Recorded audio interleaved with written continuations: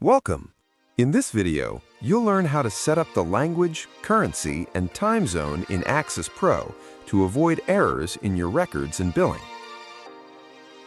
From the main page, where the dashboard is displayed, click Settings and then Configuration. In this section, you can set your time zone, date format, currency, and language according to your preferences. You can customize each option to fit your needs.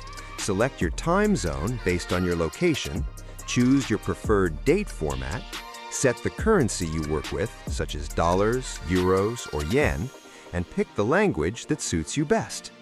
Everything is configured in one place, in a clear and intuitive way. Save your changes, and the settings will be applied. Done! With these settings, Access Pro adapts to the way you work.